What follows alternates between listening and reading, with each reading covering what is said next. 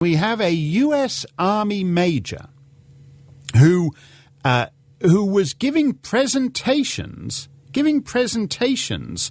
at Walter Reed on how infidels should convert to Islam, and everyone professes themselves to be mystified as to why he would then suddenly shoot up 13 of his comrades fatally and injure dozens more. This is not a tragedy. This is, like 9/11, a failure of key systems and institutions to identify something central to the war that America is waging. And you can't think of it just as a question of military operations, about sending planes, sending in tanks. It's not like that. You win every war by throttling the ideology that is behind that war. Americans didn't have to have this pointed out 65 years ago. They knew that it wasn't just a question of an American plane taking out a German plane or an American tank blowing up a Japanese tank.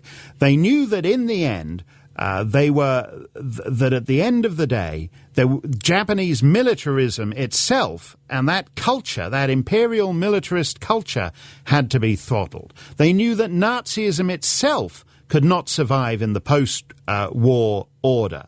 And something has gone badly wrong when you have a U.S. Army major essentially saying the same kind of things that the enemy says, but he's saying it to his comrades, he's saying it to his superiors, and people are thinking, well, you know, it's a free country, that's his right, what's the big deal about it? Imagine if, as this guy did yesterday morning, handing out the Quran to his neighbors. Imagine if a fella had been handing out Bibles to his neighbors on the morning before he goes and kills a bunch of people. Do you think the media would be regarding that as some peripheral detail of no relevance to his motivation? This is actually the very definition of terrorism.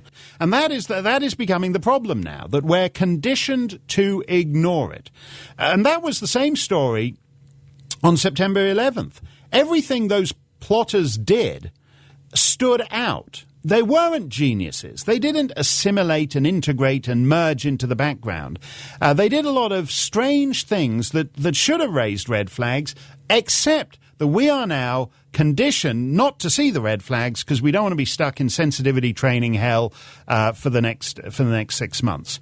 And that is a problem. That is an institutional problem that we have to solve, or there are going to be more incidents like this, and there are going to be more people killed, because an obvious wacko can get this far into the heart of a U.S. military base, and everybody thinks, oh, well, what's the big deal about it? One of the victims yesterday was a pregnant woman. You know, it's wrong that any of them died. It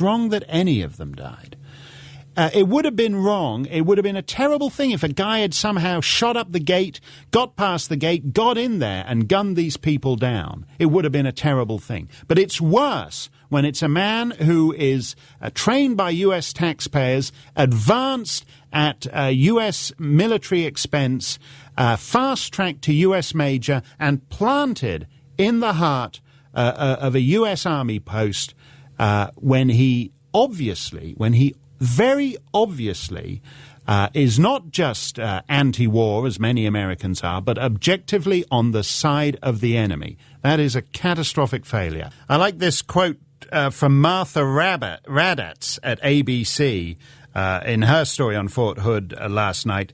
As for the suspect, Nidal Hasan, as one officer's wife told me, I wish his name was Smith, unquote. You know, there's something very bizarre about this kind of reaction, because what this woman is saying is actually saying, I wish my nice multicultural illusions would not be disturbed by harsh reality. And if they won't get disturbed by a body count like this, then in essence our culture is doomed. Because nothing can penetrate the soft, fluffy marshmallow illusions.